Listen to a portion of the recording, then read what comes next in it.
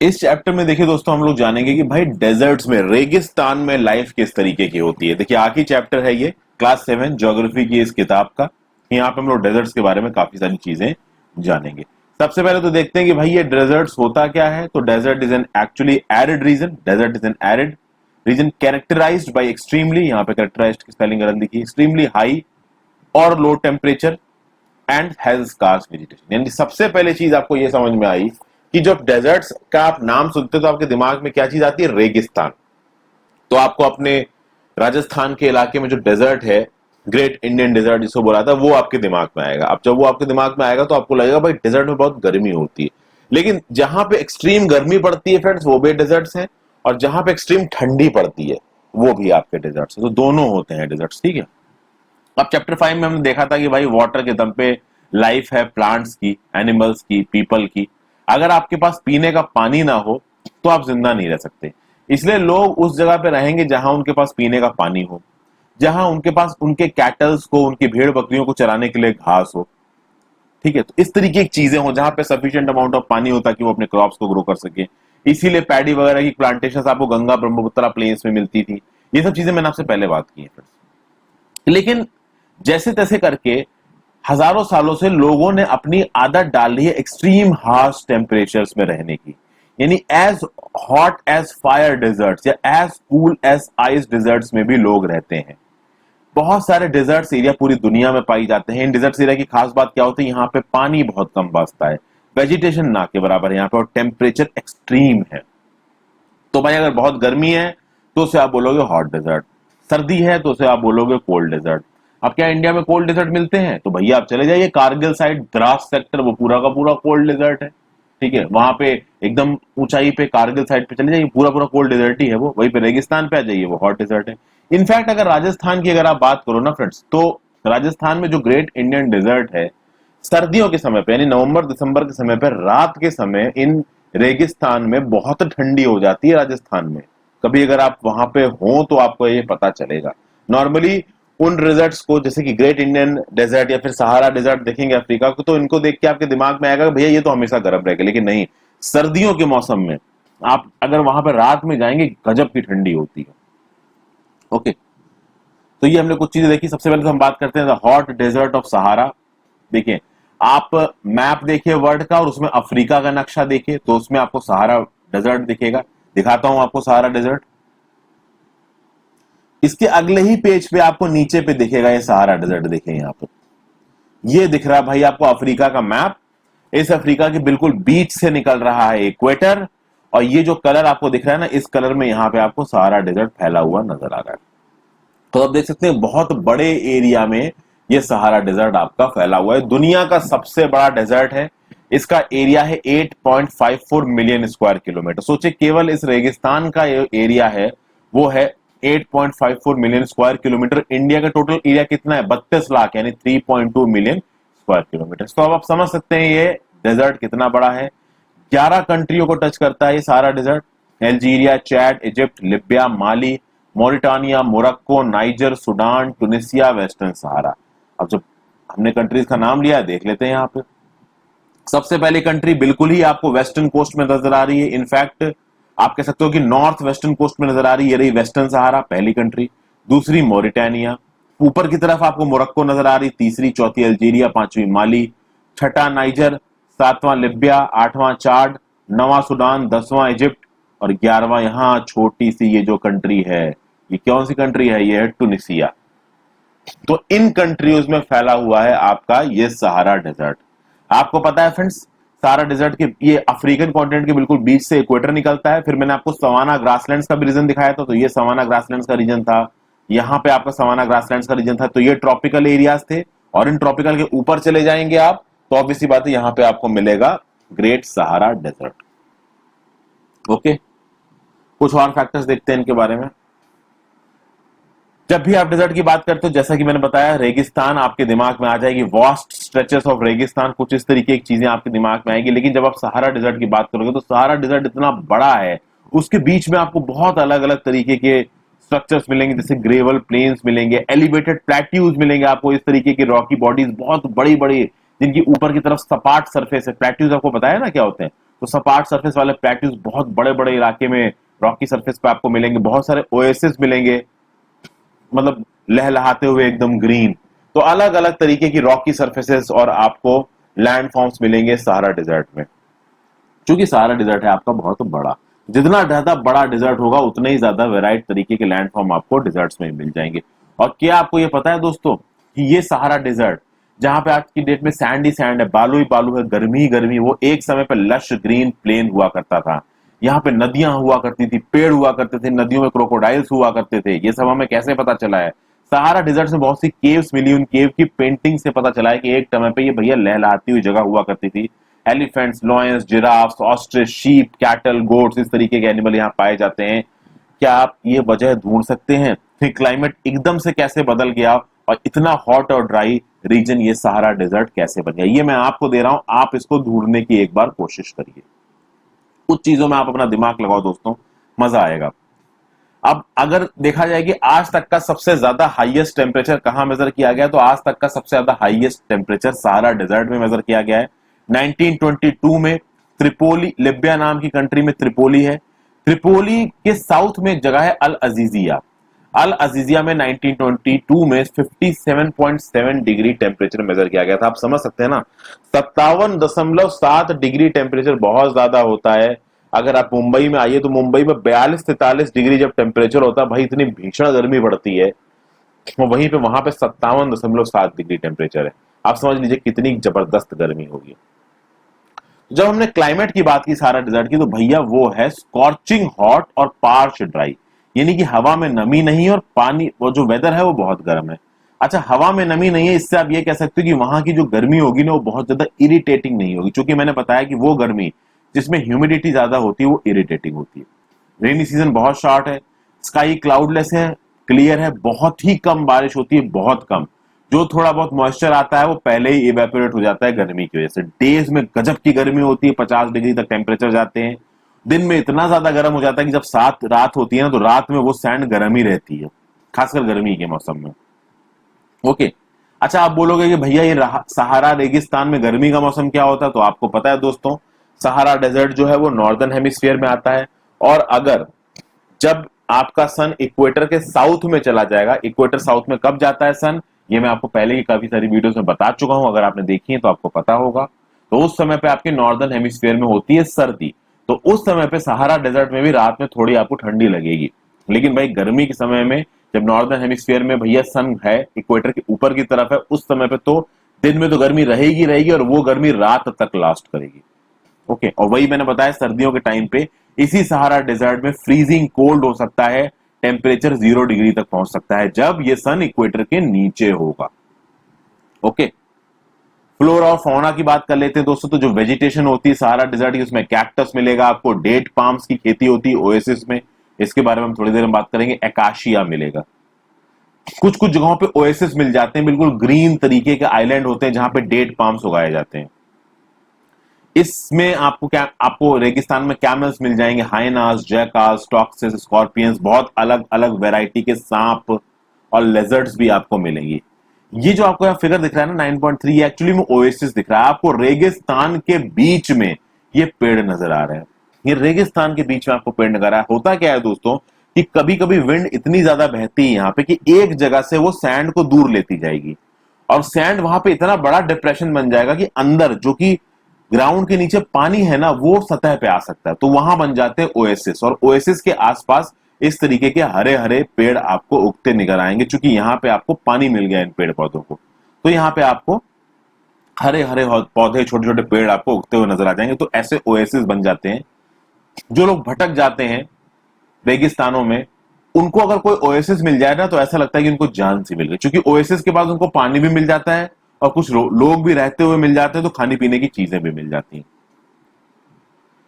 Scientist को इस Sahara desert में भैया कुछ फिश के स्केलेटन्स भी मिले हैं।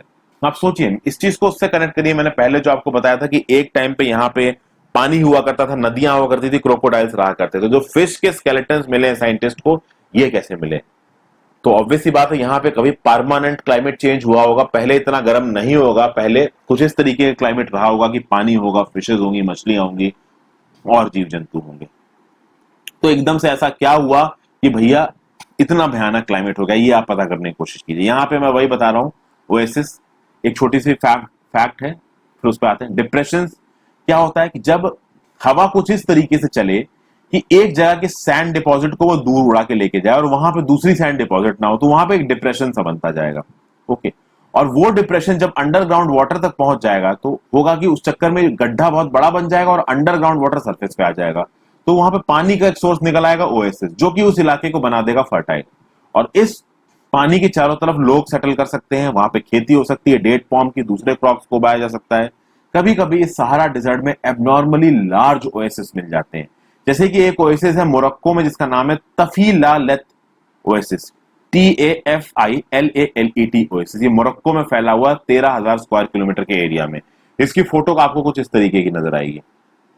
ये तफीलालत ओएसिस से आपको देखिए कितने यहाँ पे पानी का सोर्सेस दिख रहा है, यहाँ पे आपको पेड़ पौधे दिख रहे हैं, और ये रेगिस्तान में है, ग्रेट सहारन डिजर्ट का पार्ट है।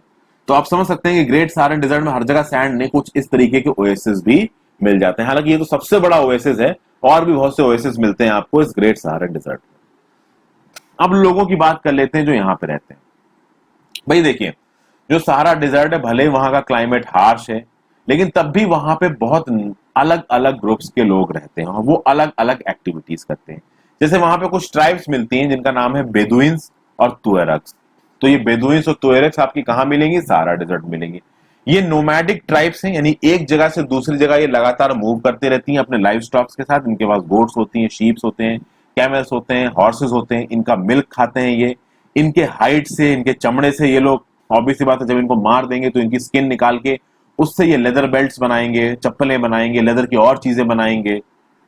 फिर इन जानवरों के हेयर से ये लोग मैट्स बनाएंगे, कारपेट्स बनाएंगे, क्लॉथ्स बनाएंगे। कभी कभी इन जानवरों को लेके घूमते रहते हैं, क्योंकि एक जगह से दूसरी जगह मूव करते रहते हैं। तो मान लीजिए कि कोई जानवर मर गया तो उसको मार के खा लेंगे ताकि वो बर्बाद ना हो जाए। कभी इनके पास खाना कम पड़ गया या बिल्कुल ही हालत खराब हो गई तो उस जानवर को मार के खा लेंगे। फिर इनकी स्किन से बने हुए हैवी रोप्स को ये पहनते हैं ताकि डस्ट स्टॉर्म से अपने आप को बचा सकें, गर्म हवाओं से अपने आप को बचा सकें। जो सहारा डेजर्ट में और नाइल वैली है जो इजिप्ट की, इजिप्ट से नाइल रिवर बहती है और बहुत सारी और कंट्रीज से नाइल रिवर बहती है आपकी अफ्रीकन कॉन्टिनेंट में, तो वहां पे बहुत सारे ओएसिस बन गए। उस ओएसिस के चारों तरफ आपको सेटल्ड पॉपुलेशन मिलेगी। जैसा होता है ना कि भाई इंडिया में आपकी गंगा ब्रह्मपुत्रा प्लेन में आपको सेटल्ड पॉपुलेशन मिल रही है। हालांकि गंगा ब्रह्मपुत्रा प्लेन की जो बात है वो बिल्कुल ही अलग है। यहाँ पे सहारा डेजर्ट और नाइल वैली जो है, जिन इलाकों से वो गुजरती है, वहां पे ज्यादातर जगहों पे रेगिस्तान है, तो वहां पे सेटल्ड पॉपुलेशन मिल जाती है क्योंकि एक वाटर सोर्स मिल जाता है। तो भैया जब वाटर सोर्स है तो थोड़े बहुत क्रॉप्स भी उगाए जा सकते हैं, जैसे डेट पाम्स उगाते हैं, राइस, व्हीट और बार्ले और बीन्स जैसे क्रॉप्स भी उगाए जाते हैं जहां पे एक प्रॉपर एप्रोप्रिएट लोकेशन मिल जाए, जगह मिल जाए। इजिप्टियन कॉटन की भी खेती की जाती है जो कि पूरी दुनिया में फेमस है। और अब तो भैया सहारन डिजर्ट में ऑयल की भी डिस्कवरी हुई है। अब क्रूड ऑयल तो एक ऐसा प्रोडक्ट है जो पूरी दुनिया में डिमांड है। अल्जीरिया में ऑयल मिला है, लिबिया में ऑयल मिला है, इजिप्ट में ऑयल मिला है। तो ऑब्वियस सी बात है, जब ऑयल को वहां से निकाला जा रहा है, ऑयल की माइनिंग हो रही है, तो काफी सारा वहां पे पैसा हो गया। ऑयल रिजर्व्स मिले हैं फ्रेंड्स, नेचुरल गैस के रिजर्व्स मिले हैं अफ्रीका में बहुत सी जगहों पे, सहारा डेजर्ट में मिले हैं। तो ऑब्वियस सी बात है, इन मिनरल्स के चलते जो वहां की जो लोगों की लाइफ है, जो लिविंग स्टैंडर्ड है, वो बदल रहा है। और सिर्फ ऑयल रिजर्व्स और गैस के रिजर्व्स नहीं भाई, आयरन के रिजर्व्स, फास्फोरस के रिजर्व्स, यूरेनियम के रिजर्व्स, मैंगनीज के रिजर्व्स भी मिले हैं आपके अफ्रीका में। तो अब इन सब चीजों के चलते जो सहारा डेजर्ट का जो कल्चरल लैंडस्केप है ना, वो धीरे धीरे बदल रहा है। पहले वहां पे भाई गरीब टाइप के लोग रहा करते थे, अब वहां ऐसा नहीं। अब तो भैया बड़ी बड़ी चमकती हुई ग्लास की बिल्डिंग्स, ठीक है, फिर crisscross super highways, mosque, क्योंकि वहां पे मुस्लिम आबादी ज्यादा है, तो इस तरीके की चीजें वहां पे अब हमको मिलने लगी। पहले कैमल सॉल्ट को लेके जाया करते थे सॉल्ट ट्रेड में एक जगह से दूसरी जगह, अब उन कैमल्स की जगह ट्रक्स आ गए हैं। सहारा डेजर्ट के बीच से बहुत सारे हाईवेज निकलते हैं। फॉरेन टूरिस्ट जो कि सहारा डेजर्ट में घूमने आते हैं तो तुआरेक्स उनको दिखाते हैं, तुआरेक्स उनके लिए एक गाइड की तरह काम करते हैं। तो इन तुआरेक्स को भी इस टूरिज्म इंडस्ट्री से इनकी डेली अर्निंग, डेली ब्रेड मिलती है। फिर वहां के जो नोमैडिक हर्ड्समैन थे, जो एक जगह से दूसरी जगह शिफ्टिंग कल्टीवेशन करते हुए घूमा करते थे, भाई अब वो गैस की जो खदान में जो गैस का एक्सट्रैक्शन हो रहा है, जो ऑयल का एक्सट्रैक्शन हो रहा है, उन ऑयल फील्ड्स में, उन गैस फील्ड्स में उनको नौकरियां मिल रही है, तो उनकी जो वे ऑफ लिविंग है वो भी इंप्रूव हो रही है। तो ये हमने बात की थोड़ा बहुत अफ्रीका के लैंडस्केप के बारे में।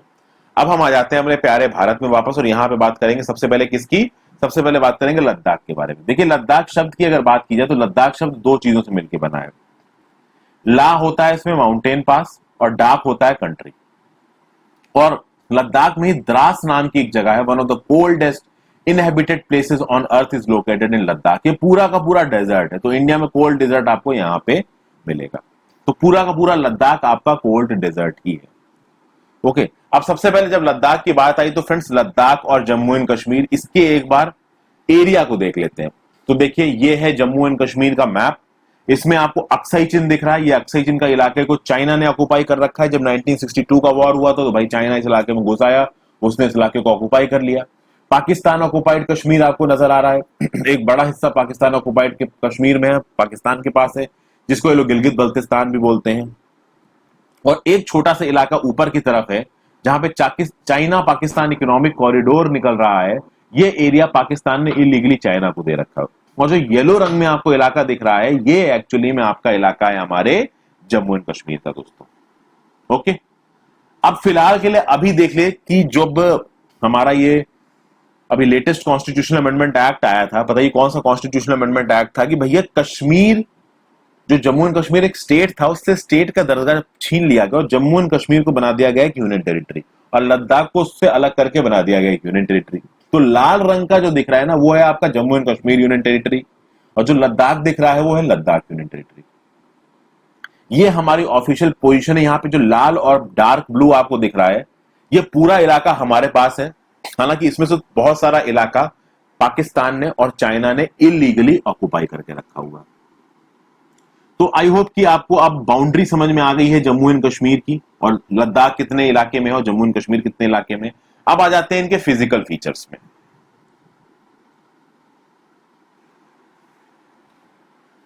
तो देखिए लद्दाख एक कोल्ड डेजर्ट है, ग्रेट हिमालयाज में लाई करता है on the eastern side of Jammu and Kashmir. Karakoram range इसके नॉर्थ में है और जांस्कर रेंज इसके साउथ में है। देखिए माउंटेन रेंजेस पे भी मैंने वीडियो बनाई है, मेरे ज्योग्राफी की प्लेलिस्ट में आपको मिल जाएगी। यहां देखिए ये लद्दाख रेंज भाई आपको नजर आ रही है। ओके, दिख रहा है सियाचिन ग्लेशियर, यहां पे दिख रहा है कारगिल। कारगिल वॉर लड़ चुकी है इंडिया और पाकिस्तान। क्या एम था कारगिल वॉर का कि भाई सियाचिन ग्लेशियर पे कब्जा करना चाहते थे। ये कश्मीर का लद्दाख से जो कनेक्शन था उसको तोड़ना चाहते थे। इश्यू को इंटरनेशनलाइज करके ज्यादा इंडियन कश्मीर के थोड़े बहुत और हिस्से पे कब्जा करने का प्लान था ये कश्मीर, ये पाकिस्तानी फोर्सेस का। और जम्मू एंड कश्मीर में उस समय रिबेलियन काफी तेज था, इंसर्जेंसी पीक पे थी, तो उस इंसर्जेंसी को भी एक बूस्ट देना चाहते थे पाकिस्तानी आर्म्ड फोर्सेस। तो उस समय पे सब कुछ मिला के ये हुआ था, लेकिन इंडियन आर्म्ड फोर्सेस ने बहुत कह सकते हैं कि ब्रेवरी से लड़ाई करी और इसको वापस जीता। यहाँ पे आप दिख रहा है जम्मू एंड कश्मीर का श्रीनगर, नीचे की तरफ आपको कुछ पासेस भी दिख रहे हैं, बारालाचला पास, रोहतांग पास। ओके, तो ये आप देख सकते हैं कि हमारे जम्मू एंड कश्मीर का एक हिस्सा है। इस हमारे जो आपका पूरा का पूरा जम्मू एंड कश्मीर है, इसमें अगर लद्दाख की बात करें तो बहुत सी नदियां बहती है लद्दाख के थ्रू। इंदस एक नदी है जो लद्दाख के थ्रू बहती है। बहुत सारे ग्लेशियर्स पाए जाते हैं लद्दाख में, जिसमें एक ग्लेशियर है गांगरी ग्लेशियर। जो लद्दाख का एल्टीट्यूड है वो लगभग 3000 मीटर है कारगिल में, और 8000 मीटर से भी ज्यादा है कहां पे, काराकोरम में। क्योंकि काराकोरम रेंज आपकी लद्दाख रेंज के भी ऊपर है, तो ऑब्वियस सी बात है वो लद्दाख रेंज से ऊंची होगी। इस लद्दाख में भैया एल्टीट्यूड बहुत ज्यादा है, क्लाइमेट बहुत ज्यादा ठंडा रहता है, एयर बहुत ज्यादा पतली है। तो अगर गर्मी पड़ेगी, गर्मी इन द सेंस कि अगर सन की किरणें पड़ेंगी तो सन की किरणें आप बहुत इंटेंसली फील करोगे, क्योंकि एयर थिन है। अब इस फिनोमेना को आप कनेक्ट कर पा रहे हो ना। मैंने बताया था फ्रेंड्स कि अगर हमारा एटमॉस्फेयर नहीं होगा तो सन की किरणें दिन में हमको जला देंगी। तो चूंकि यहाँ पे जब सन पड़ेगा, यहाँ पे हवा थिन है, तो भले ही वो सन की किरणें आप पे पड़ रही हैं, उसकी हीट आपको महसूस होगी। ओके, जब समर्स होती है यहाँ पे, तो समर्स में टेम्परेचर 0 डिग्री से थोड़ा ज्यादा ही होगा, 1 degree 2 degree maximum 3 degree. Night temperatures भैया -30 डिग्री से भी नीचे चले जाते हैं। विंटर्स में तो टेम्परेचर -40 डिग्री से नीचे ही रहते हैं हमेशा यहाँ पे। तो आप देख सकते हो बहुत ही ज्यादा एक्सट्रीम टेम्परेचर्स मिलते हैं हमारे इस लद्दाख के रीजन में। भैया रेनफॉल बहुत कम होती है, रेन शेडो रीजन में पड़ता है हिमालयाज के, तो सारी रेन बियरिंग विंड्स को ये हिमालयाज रोक लेते हैं। तो आप कह सकते हो कि 10 सेंटीमीटर की बारिश होती है यहाँ पे। फ्रीजिंग विंड्स है, बर्निंग हॉट सनलाइट है। यानी ये कहा जाता है कि अगर आप लद्दाख में अपने हाथ को सन में लेके बैठे हैं और अपने पैर को शेड में लेके बैठे हो, तो आपको एक ही समय पे फ्रॉस्ट बाइट हो सकता है और एक ही समय पे सन स्ट्रोक पड़ सकता है। क्योंकि अगर आपके हाथ पे पड़ रहा है सन, तो वो आपके हाथ को जलाएगा वो सन रेज। इसलिए कहा जाता है कि पूरे कपड़े पहनने चाहिए जब आप लद्दाख में घूम रहे हो। और अगर आपका जो पैर है वो शेड में है, तो इतनी ठंडी होगी कि आपके पैर को जमा सकता है, फ्रॉस्ट बाइट पड़ सकता है आपको। तो इतने एक्सट्रीम टेम्परेचर्स हैं आपके लद्दाख में। लद्दाख को खापा चांद भी कहा जाता है, मतलब स्नोलैंड। फ्लोरा और फौना की बात करें फ्रेंड्स, तो बहुत जबरदस्त एरिडिटी है, वेजिटेशन बहुत कम है। ग्रास के, श्रब्स के कुछ पैचेस आपको मिल जाएंगे यहाँ पे, जहां पे एनिमल्स जाके कुछ ग्रेजिंग कर सकें। ग्रोव्स ऑफ विलोज और पॉपुलर्स मिलेंगे आपको यहाँ पे। पॉपुलर्स कैसे दिखते हैं दोस्तों? तो पॉपुलर्स के पेड़ कुछ ऐसे दिखते हैं, विलोस आपको कुछ इस तरीके के पेड़ नजर आएंगे। तो इस तरीके के पेड़ आपको लद्दाख में मिल जाएंगे। समर के दौरान यहाँ पे भाई एप्पल, एप्रिकॉट, वॉलनट्स आते हैं, इनकी खेती होती है भाई, खाते हैं लोग यहाँ पे। फिर बहुत से स्पेशीज मिलती हैं बर्ड्स की लद्दाख में, जैसे robins, redstarts, Tibetan snowcock, raven, hoopoe, इसको आप लिख सकते हैं। कुछ माइग्रेटरी बर्ड्स भी होती है जो दूर के इलाकों से उड़ के आती हैं। एनिमल्स देखा जाए लद्दाख में तो वाइट गोल्ड मिलेगी, वाइल्ड शीप मिलेगा, याक मिलेगा, स्पेशल काइंड्स ऑफ डॉग्स मिलेंगे। यहाँ के एनिमल को रियर किया जा सकता है ताकि उनसे दूध भी निकाला जा सके, उनकी खाल से लेदर के आइटम्स भी बनाए जा सके और उनको काट के खाया भी जा सके। मल्टीपर्पज बना देते हैं भाई उनको ये लोग। फिर जो याक का मिल्क होता है उससे चीज और बटर निकालते हैं। यहाँ पे जो शीप है, गोट है, उनके हेयर्स का प्रयोग करके वूल बनाते हैं। वूल बनाने की प्रक्रिया मैं पहले ही आपको बता चुका हूं। फिर एक जानवर है चीरू, जिसको आप बोलते हो तिब्बतन एंटीलोप। ये इंडेंजर्ड स्पेशीज है, कुछ हद तक ये लद्दाख में भी मिलता है। इसको इसके वूल के लिए हंट किया जाता है, जिसको बोलते हैं शाहतूज वूल। ये शाहतूज वूल इतना फाइन होता है दोस्तों, इस शाहतूज वूल से बनी हुई जो शॉलें होती है ना, उन शालों को आप एक छोटी सी, जिस रिंग को आप अपने हाथों में पहनते हो ना, जिस अंगूठी को आप हाथों में पहुंचते हो, उस अंगूठी से आप पूरी की पूरी शॉल पास कर सकते हो। इतनी पतली, इतनी फाइन ये शॉल होती है। तो इसलिए, और एक्चुअली जब इन शॉलों को बनाया जाता है, तो जैसे कि आप शीप और गोट से जब उनके वूल को निकालते हो, तो वो शीप और गोट मरती नहीं है। लेकिन चीरू से, तिब्बतन एंटीलोप से जब आप वूल निकालोगे ना उसका, तो वो चीरू मर जाएगा। इसीलिए भाई ये जो शाहतूज शॉल की जो डिमांड थी वो इंटरनेशनल मार्केट में बहुत ज्यादा थी, बहुत महंगी बिकती थी। तो लोग इन चीरूज को मार मार के शॉले बनाते थे। लेकिन अब इस चीज को रोका गया है, इस स्पीशीज को इंडेंजर्ड डिक्लेयर किया गया। फिर ये जो विलो के ट्रीज दिखाए मैंने, इन ट्रीज से बनते हैं one of the finest cricket bats. काफी महंगे मिलते हैं ये बैट्स, ठीक है। तो जो ओरिजिनली विल्लो से बनते हैं बैट, वो बहुत अच्छे होते हैं। हालांकि अब इसमें बहुत सारा उल्लू बनाना भी हो गया, तो किसी दूसरी लकड़ी का बना देंगे और कह देंगे विल्लो का बैट है, आप कैसे पहचानोगे? पहचान तो बहुत कम ही लोग कर पाते हैं। फिर लोगों की बात की जाए तो लद्दाख के इलाके में जो लोग रहते हैं, जब उनके आप चेहरा देखोगे, उनके शरीर की बनावट देखोगे, तो काफी हद तक तिब्बत के इनहेबिटेंट्स की तरह लगेंगे, सेंट्रल एशिया के इनहेबिटेंट्स की तरह लगेंगे। दो कम्युनिटीज वहां पे डोमिनेंट है, कुछ मुस्लिम्स है, कुछ बुद्धिस्ट है। बहुत सारी बुद्धिस्ट माइनॉरिटीज आपको लद्दाख में मिल जाएंगी, ओके। जैसे कि हेमीज मोनास्ट्री, थिक्से मोनास्ट्री, शे मोनास्ट्री, लामा यूरी मोनास्ट्री, बहुत सारी मोनास्ट्रीज को टूरिस्ट भी विजिट करते हैं। समर सीजन में लोग भाई बहुत चीजें उगाते हैं, जैसे barley, potatoes, peas, beans, turnip. Winter months में तो कुछ उगता ही नहीं है, तो लोग भाई अपना एंजॉय करते हैं। इतना हार्श क्लाइमेट होता है कि फेस्टिविटीज होती रहती हैं, सेरेमनी होती रहती हैं। जो वुमेन होती है लद्दाख की, बहुत हार्ड वर्किंग होती हैं। ना केवल वो घर में काम करती हैं, वो फील्ड्स में भी काम करती हैं, छोटी छोटी दुकानें और शॉप्स भी चलाती हैं। अब तो लद्दाख क्या है कि भाई वेल कनेक्टेड है रोड से, एयर से। पहले तो लद्दाख लोग गर्मियों में ही जाते थे, अब लद्दाख लोग सर्दियों में भी जाते हैं। हालांकि आपको प्रॉपर मेडिकल टेस्ट कराना पड़ता है अपना, क्योंकि बहुत ज्यादा ठंडी होती है, -30 डिग्री टेम्परेचर में हर कोई नहीं रह सकता। फिर जो नेशनल हाईवे 1A है, वो लेह को कश्मीर के साथ कनेक्ट करता है जोजिल्ला पास के थ्रू। अब यहाँ पे बात आई कि कुछ और पासेस बता सकते हो आप हिमालयास के, तो हिमालय में भाई बहुत से पासेस है। अगर आप मनाली से लेह की तरफ जाओगे तो रास्ते में रोहतांग पास आएगा। ये तो लोग जो मनाली जाते हैं वो रोहतांग पास जाते हैं, बट नॉर्मल कर वो रोहतांग पास से आगे नहीं जाएंगे। रोहतांग पास से आगे जब आप लेह की तरफ जाओगे तो बारालाचला पास, लुंगलाचला पास, तंगलंगला, इस तरीके के पास पड़ते हैं। कभी मोटरसाइकिल से ट्रैक मारेंगे तो आपको ये सारे पास पड़ेंगे। मोटरसाइकिल ट्रैक तो बड़े फेमस है, मनाली से जाइए, जम्मू एंड कश्मीर से निकलिए, जम्मू एंड कश्मीर से जाइए और मनाली से निकलिए, ओके। पासेस की बात करें हिमाचल, आपका ये हिमालयाज में, तो कुछ इस तरीके के पासेस आपको नजर आ रहे हैं फ्रेंड्स। लिपुल एक पास है सिक्किम के पास, ठीक है। फिर नाथुला पास है, अभी रिसेंट में ही कल बवाल हुआ है इंडिया और चाइनीज सोल्जर्स के बीच में, वो नाकुला पास पे हुआ है। नकुला पास बिल्कुल आप कह सकते हो कि नॉर्दर्न बाउंड्री है, एकदम तिब्बत के उस पे है। ओके, फिर माना पास है आपको, और चंगला पास दिख रहा है, खरदुंगला पास दिख रहा है, जोजिल्ला पास दिख रहा है, अघिल पास दिख रहा है, मिंटका पास दिख रहा है, बनिहाल पास दिख रहा है, रोहतांग पास दिख रहा है, शिवकिला पास दिख रहा है जिसके थ्रू सतलज रिवर घुसती है आपकी हिमाचल प्रदेश में। तो ये सारे पासेस के नाम मैंने आपको बताए। अलग अलग पासेस को मैंने डिस्कस भी किया है, इनकी पे वीडियोस भी बनाई है, आप जाके मेरे ज्योग्राफी प्लेलिस्ट सेक्शन में देखिए। अगर आप लद्दाख एरिया की बात करेंगे तो टूरिज्म यहाँ पे एक मेजर एक्टिविटी है भाई।